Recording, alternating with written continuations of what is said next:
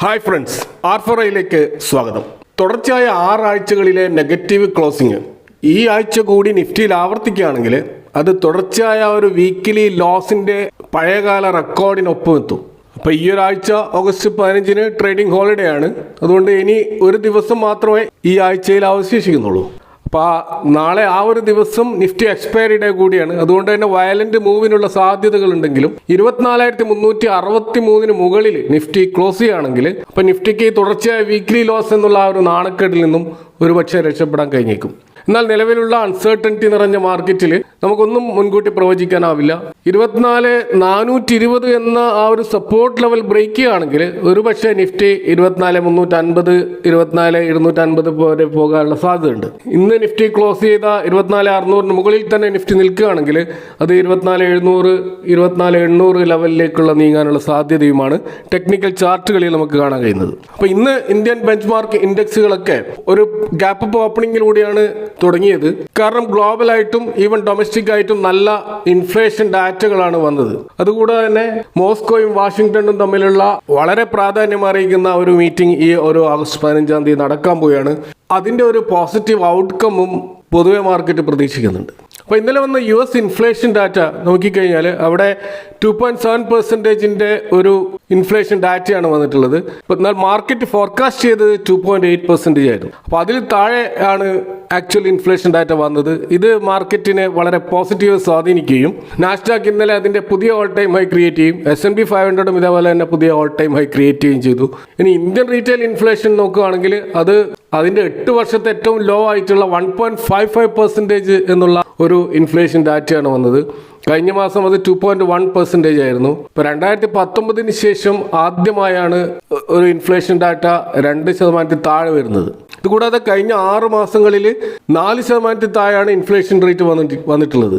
കഴിഞ്ഞ ഏപ്രിൽ മാസം മുതൽ ഈ ഒരു ജൂലൈ മാസം വരെയുള്ള ഇൻഫ്ലേഷൻ ഡാറ്റ ഇവിടെ ഒരു ആവറേജ് നമ്മൾ നോക്കുകയാണെങ്കിൽ അത് 3% താഴെയാണ് എന്നുള്ളതും വളരെയധികം ആത്മവിശ്വാസം നൽകുന്ന ഒരു കാര്യമാണ്. അപ്പോൾ ഇന്ന് മാർക്കറ്റിൽ ആ ഒരു പോസിറ്റീവ് സെന്റിമെന്റ്സ് സൃഷ്ടിക്കാൻ ഈ ഒരു ഡാറ്റകൾ കാരണമായിട്ടുണ്ട് എന്നാണ് നമുക്ക് മനസ്സിലാക്കാൻ കഴിയുന്നത്. അതുപോലെ ഇന്ത്യയുടെ ഇൻഫ്ലേഷൻ ഡാറ്റ പ്രതീക്ഷിച്ചത് 1.76 ആയിരുന്നു. അപ്പോൾ അതിൽ താഴെ 1.55 എന്ന രീതിയിലാണ് വന്നത്. അപ്പോൾ ഇതുകൊണ്ട് തന്നെ ഒരു റേറ്റ് കട്ടിനുള്ള സാധ്യത നിലവിൽ ഇന്ത്യൻ മാർക്കറ്റിലുണ്ട്. എന്നാൽ US താരിഫ് റിലേറ്റഡ് ആയിട്ടുള്ള തീരുമാനമാകാതെ മുന്നോട്ട് പോയിക്കൊണ്ടിരിക്കുന്ന ട്രേഡ് ടോക്സും US-ന്റെ സമ്മർദ്ദങ്ങളും അതൊക്കെ സൃഷ്ടിക്കുന്ന ഒരു അൺസർട്ടനിറ്റി അത് RBIയുടെ മേൽ വലിയ സമ്മർദ്ദം ചെലുത്തുന്നുണ്ട്. അതുകൊണ്ട് തന്നെ റേറ്റ് കട്ടിനുള്ള സാധ്യത നിലവിൽ കുറവാണ്. എങ്കിലും അടുത്ത MPC മീറ്റിംഗിൽ താരിഫ് റിലേറ്റഡ് ആയിട്ടുള്ള ഏതെങ്കിലും സെറ്റിൽമെന്റ് വരികയാണെങ്കിൽ ഒരുപക്ഷെ റേറ്റ് കട്ടിനുള്ള സാധ്യത തന്നെ നമുക്ക് കാണേണ്ടി വരും. അപ്പോൾ US ട്രംപ് അഡ്മിനിസ്ട്രേഷൻ തുടങ്ങി വെച്ച ട്രേഡ് വാർ ലോക ശാക്തിക ചേരികളിൽ വലിയ മാറ്റങ്ങൾ വരുത്തിയേക്കാം എന്നുള്ളതിന്റെ സൂചനകളും നമുക്ക് കാണാൻ കഴിയും. അപ്പോൾ ഇതിന്റെ മുന്നോടിയായി ചൈനയിൽ നിന്നുള്ള യൂറിയോ ഇമ്പോർട്ടിന് ഇപ്പോൾ ഇന്ത്യ അനുമതി നൽകിയിട്ടുണ്ട്. അപ്പോൾ അത്തരത്തിലുള്ള ആ ഒരു റെസ്ട്രിക്ഷൻ നീങ്ങുന്നതോടുകൂടി 3 ലക്ഷം ടൺ യൂറിയ ഇമ്പോർട്ടാണ് ഇന്ത്യയിലേക്ക് നടക്കുക. കൂടാതെ ചൈനയിലേക്ക് ഇന്ത്യയിൽ നിന്നുള്ള ഡയറക്റ്റ് ഫ്ലൈറ്റ് സർവീസിനും ഇന്ത്യ അനുമതി നൽകിയിരിക്കുകയാണ്. ഇതുകൂടാതെ prime minister Narendra Modi Shanghai corporation ഓർഗനൈസേഷന്റെ ആ ഒരു ഉച്ചകോടിയിലേക്ക് പങ്കെടുക്കാൻ വേണ്ടി പോവുകയാണ്.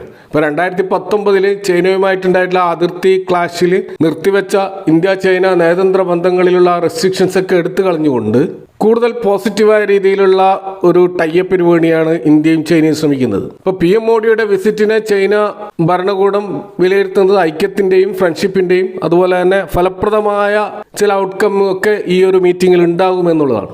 അപ്പോൾ ഇത്തരത്തിൽ ഇന്ത്യ ചൈന അലയൻസ് ഉണ്ടാകുന്നത് സ്വാഭാവികമായിട്ടും അമേരിക്കയുടെ മേൽ നല്ല സമ്മർദ്ദം ചെലുത്താൻ സാധ്യതയുണ്ട്. അപ്പോൾ അത് ഒരു പക്ഷേ ഇന്ത്യയുടെ ട്രേഡ് ടോക്ക് സെറ്റിൽമെന്റിനെ പോസിറ്റീവായി സ്വാധീനിച്ചേക്കാം എന്നുകൂടി ഇന്ത്യ പ്രതീക്ഷിക്കുന്നുണ്ട്. ഇന്ന് നമ്മൾ മാർക്കറ്റിൽ കാണുന്നത് 52% സ്റ്റോക്കുകൾ അഡ്വാൻസ് ചെയ്തതായിട്ടാണ്. 43% സ്റ്റോക്കുകളാണ് ഡിക്ലൈൻ ചെയ്ത്. അഡ്വാൻസ് ചെയ്ത സ്റ്റോക്കുകളെക്കാൾ കുറവാണ് ഡിക്ലൈൻ ചെയ്ത സ്റ്റോക്കുകൾ. ഇപ്പോൾ പൊതുവെ ബ്രോഡ് മാർക്കറ്റിലെല്ലാം ഒരു പോസിറ്റിവിറ്റി നിറഞ്ഞ ഒരു ദിവസമായിരുന്നു ഇന്ന്. ഓപ്പൺ ഇൻട്രസ്റ്റിന്റെ ഒരു അനാലിസിസ് നമ്മൾ നോക്കിക്കഴിഞ്ഞാൽ കോൾ സൈഡിൽ 25,000 തന്നെയാണ് ഇപ്പോഴും ഹയസ്റ്റ് ഓപ്പൺ ഇൻട്രസ്റ്റ്. അതുപോലെ പുട്ട് സൈഡിലേക്ക് വന്നു കഴിഞ്ഞാൽ 24,600 ഇപ്പോൾ ഹയസ്റ്റ് ഓപ്പൺ ഇൻട്രസ്റ്റ്. അപ്പോൾ മാർക്കറ്റ് കുറച്ചുകൂടി ബുള്ളിഷ് ആവുന്നതിന്റെ ചില ലക്ഷണങ്ങൾ നമുക്കിവിടെ കാണാൻ കഴിയും.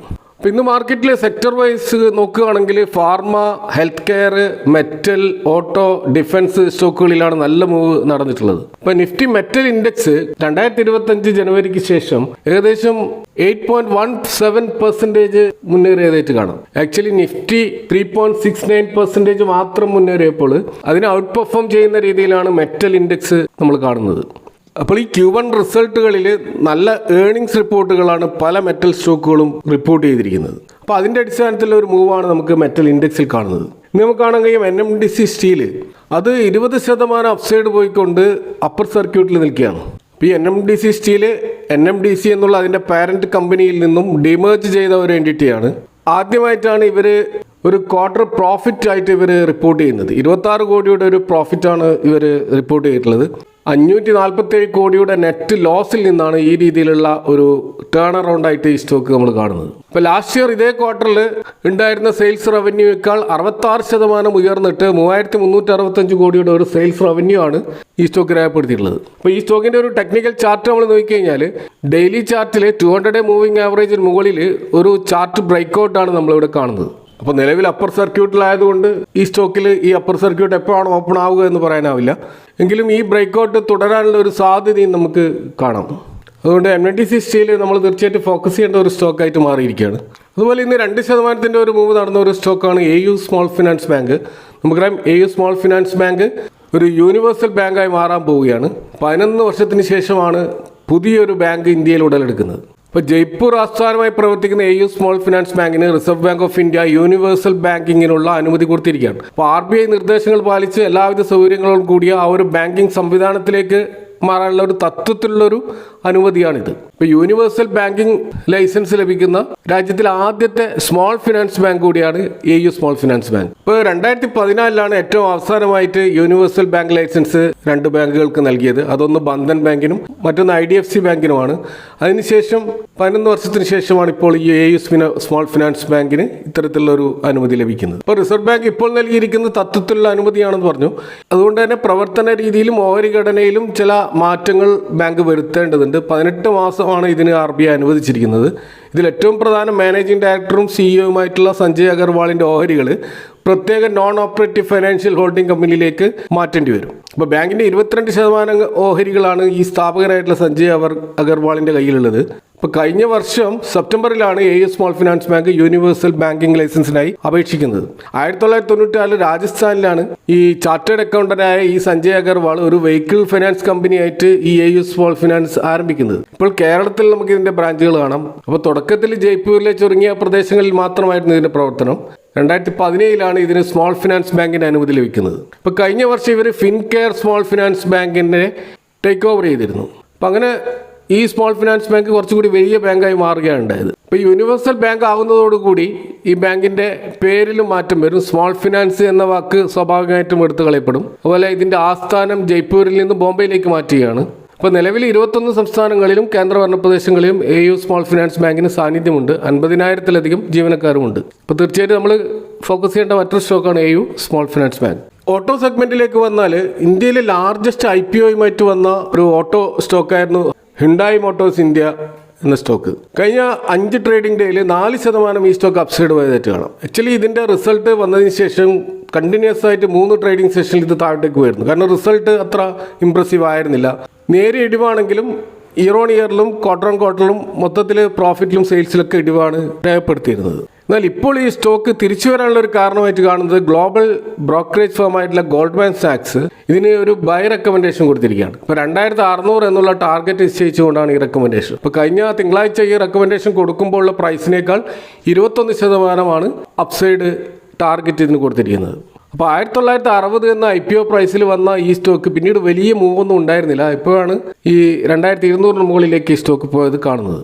അപ്പോൾ ഗോൾഡ്മാൻ സാക്സ് ഇതിന് ബൈ റേറ്റിംഗ് കൊടുക്കാനുള്ള കാരണമായിട്ട് അവർ പറയുന്നത് ഇവരുടെ EV സെഗ്മെൻറ്റിലുള്ള മോഡലുകൾ അത് ഭാവിയിൽ നല്ല മാർക്കറ്റ് ഷെയർ നേടുമെന്നുള്ളതാണ്. ഇപ്പോൾ FY25 മുതൽ 28 വരെയുള്ള ഈ ഒരു കാലയളവിൽ മറ്റ് കാർ കമ്പനികളെ ഔട്ട് പെർഫോം ചെയ്യുന്ന രീതിയിലുള്ള ഒരു വോളിയം സെയിൽസ് ഈ ഒരു കാർ കമ്പനിയിൽ ഉണ്ടാവുമെന്നാണ് അവർ പറയുന്നത്. 8% ഒരു ഫോർവേഡ് 3 ഇയർ വോളിയം CAGR ആണ് അവർ കാണുന്നത്. എന്നാൽ ഡൊമസ്റ്റിക് കാർ ഇൻഡസ്ട്രി മൊത്തത്തിൽ ഉദ്ദേശിക്കുന്ന ഒരു പ്രൊജക്ഷൻ 5.3% മാത്രമാണ്. അപ്പോൾ അതിനേക്കാളും ഏകദേശം 3% കൂടുതലായിട്ടുള്ള ഒരു ഔട്ട് പെർഫോമൻസ് ഇവർ നടത്തുമെന്നാണ് ഗോൾഡ്മാൻ സാക്സിൻ്റെ പ്രവചനം.